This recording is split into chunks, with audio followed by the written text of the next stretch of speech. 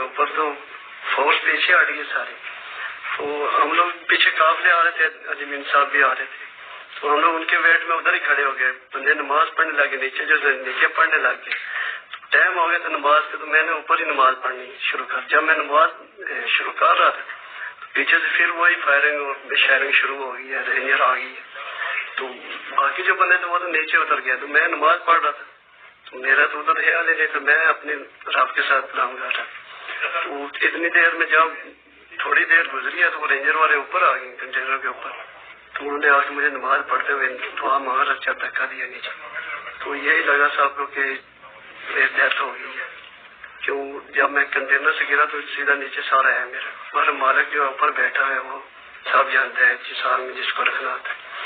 تو ایسے ہم لوگ تو شہادت کی غرض سے پہنچا تھا ادھر, مالک کو کچھ اور ہی منظور تھا, اس نے بچا لیا.